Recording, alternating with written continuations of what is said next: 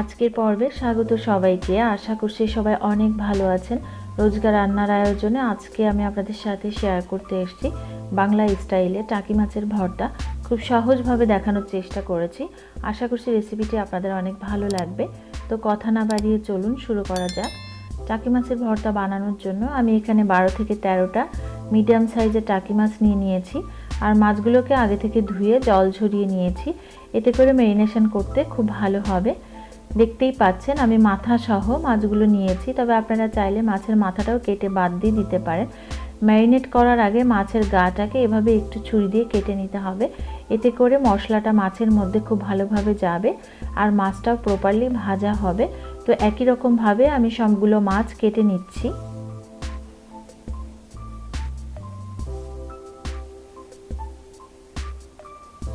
সবগুলো মাছের গা আমি এভাবে কেটে নিয়েছি এবং মাছটাকে ম্যারিনেট করে নিতে হবে।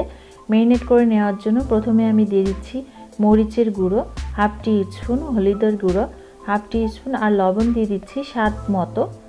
এই সমস্ত উপকরণ দিয়ে মাছের গায়ে খুব ভালো করে মেখে নিতে হবে। আর এই মাখানোর পরে 10 মিনিট মতো রেখে দিতে হবে। এতে মাছটা খুব ভালোভাবে ম্যারিনেশন হয়ে যাবে।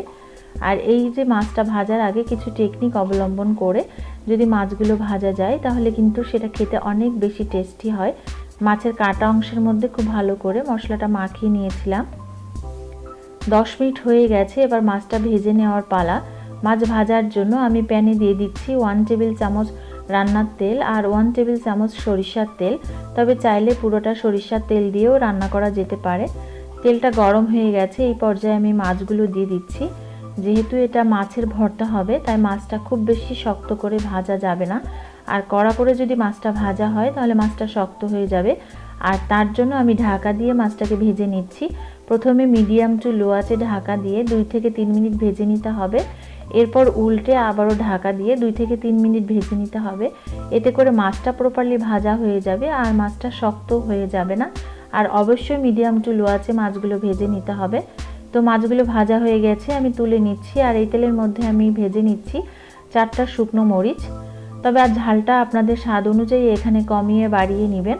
আমি ঝালের পরিমাণটা একটু কম দিব, তাই এখানে 4টা শুকনো মরিচ ভেজে নিয়েছি আর সাথে কাঁচা মরিচও ব্যবহার করব। মরিচ ভাজা হয়ে গেছে, আমি তুলে নিচ্ছি। এর মধ্যে দিয়ে দিচ্ছি আবারও 1 টেবিল চামচ পরিমাণ সরিষার তেল। এবার মশলাটাকে ভেজে নিতে হবে। আমি দিয়ে দিচ্ছি এর মধ্যে আধা কাপ পেঁয়াজ কুচি। মোটামুটি একটু বড় সাইজ করে পেঁয়াজগুলো কেটে নিয়েছি। এরপরে দিয়ে দিচ্ছি রসুন কুচি, 3 কোয়া রসুন আমি এখানে কুচি করে নিয়েছি। পেঁয়াজটা 50% ভাজা হয়ে গেলে এর মধ্যে আমি রসুন কুচিটা দিয়ে দিয়েছি। আর রসুন কুচি দিয়ে ভাজার পরও এবারে আমি এর মধ্যে দিয়ে দিচ্ছি হাফ টমেটো কুচি। টমেটো কুচিটা অপশনাল, আপনাদের পছন্দ না হলে দিবেন না। দিচ্ছি 2-3টা কাঁচামরিচ কুচি। আবারও বলছি ঝালটা আপনাদের স্বাদ অনুযায়ী এখানে বাড়িয়ে কমিয়ে দিবেন। আমি যেহেতু ঝালটা কম খাবো সেই ক্ষেত্রে ঝালটা আমি একটু কম দিয়েছি। এবারে দিয়ে দিচ্ছি শুকনো মশলাগুলো। দিয়ে দিচ্ছি লবণ স্বাদ মতো, হলুদ হাফ টি স্পুন, জিরে গুঁড়ো 1 টি স্পুন আর ধনে গুঁড়ো 1 টি স্পুন। এই সমস্ত মশলা দিয়ে মশলাটাকে খুব ভালো করে ভেজে নিতে হবে। আর ভাজার সময় অবশ্যই চুলার আঁচটা মিডিয়াম টু লো আঁচে রাখতে হবে। যখন প্রপারলি ভাজা হয়ে যাবে এর মধ্যে আমি দিয়ে দিচ্ছি ধনে পাতা কুচি। ধনে পাতা অপশনাল, চাইলে নাও দিতে পারেন। তো আমি ধনেপাতা দিয়ে ভেজে নিচ্ছি। এবারে মাছটা ঠান্ডা হয়ে গেছে, এই পর্যায়ে মাছের কাঁটা ছাড়িয়ে নিতে হবে। আর মাছের কাঁটা সবাই ছাড়াতে পারেন, তারপর আমি একটু দেখিয়ে দিচ্ছি। মাছের লম্বালম্বি কাঁটাটা এভাবে ফেলে দিতে হবে আর লেজের অংশটাও ফেলে দিতে হবে, এটা অনেকটা শক্ত থাকে। তো এই পর্যায়ে আমি একই রকমভাবে সবগুলো মাছের কাঁটা ছাড়িয়ে নেব। এরপরে ভর্তাটা তৈরি করে নিতে হবে।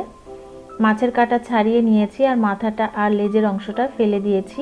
এবারে আমি মশলাটাও নিয়েছি। এই পর্যায়ে খুব আলতো করে হাত দিয়ে মিশিয়ে নিতে হবে। শুকনো মরিচটাও নিয়েছি, মশলার সাথে মাছগুলোকে হাত দিয়ে মিশিয়ে নিচ্ছি। আর মিশিয়ে নেওয়ার পরে এটাকে চাইলে শিলপাটায় বেটে নিতে পারেন কিংবা চাইলেও এটাকে ব্লেন্ড করে নিতে পারেন। তো আমি ব্লেন্ডারে ব্লেন্ড করে নিচ্ছি। ভর্তাটা শিলপাটায় করুন আর ব্লেন্ডারেই করুন, সেক্ষেত্রে খেয়াল রাখবেন ভর্তাটা যেন পুরোপুরি মিশ হয়ে না যায়। এই যে আমি আপনাদেরকে দেখাচ্ছি এটা একটু গোটা গোটা থাকবে, অর্থাৎ স্যাবা স্যাবা যেটাকে বলে। এই পর্যায়ে থাকলে ভর্তাটা খেতে কিন্তু অনেক বেশি ভালো লাগে। তো আমি ব্লেন্ডারে এইভাবে করে নিয়েছি। 2 থেকে 3 বার পালস দিলেই কিন্তু ভর্তাটা ঠিক এই রকম হয়ে যাবে। তো তো সবগুলো আমি ব্লেন্ড করে নিয়েছি।